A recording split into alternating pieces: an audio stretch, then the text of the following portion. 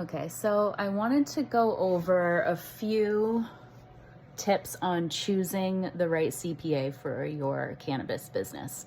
So at Old Woods, we are not CPAs, we are bookkeepers, or full charge accountants is another way to put it. So we do everything other than income taxes, data entry to sales tax to payroll management,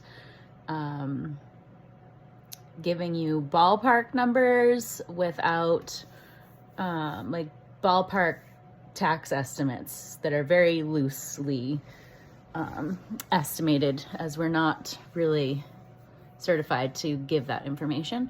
But I've worked with a lot of different CPAs that range from extremely conservative to extremely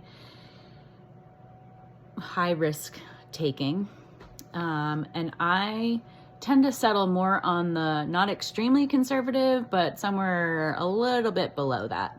So if I were a cannabis business owner, these are a few questions that I would ask my CPA.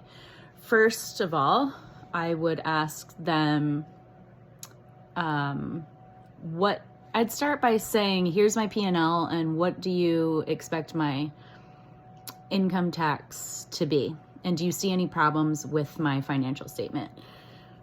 I would then ask about their inventory policies. I've had some really horror stories with some of the more conservative CPAs that are just going years and years without filing returns because they're bogged down on the value of a few cents discrepancy in your overall inventory count, which at the end of the day, a 5-cent item, and not knowing if it's a 5-cent or 6-cent item and there's only 5 of them in inventory, and you're already talking about a $50,000 tax bill and you're not filing it for 2 or 3 years, you're adding penalties and interest on that for that dumb little question. Like, get over it and file.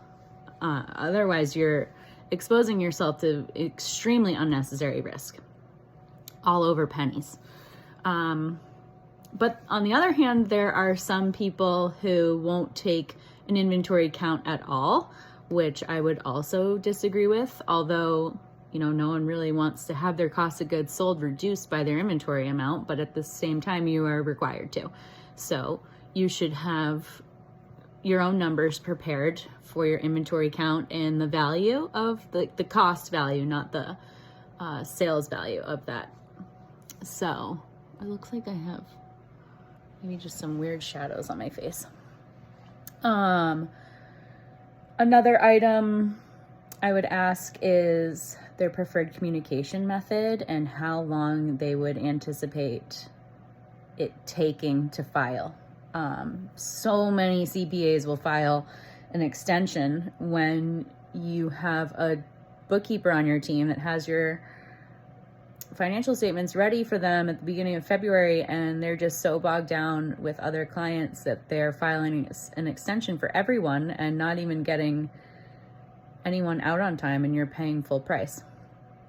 The other thing is, not that this is a determining factor, but I would definitely ask what their rates are for cannabis specifically, because they're going to charge you a different rate if you're in the cannabis industry.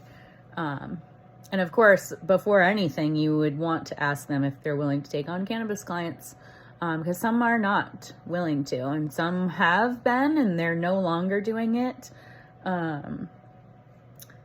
One other question I would ask is their take on payroll and whether or not they see any or all or part of payroll as a cost of goods sold item.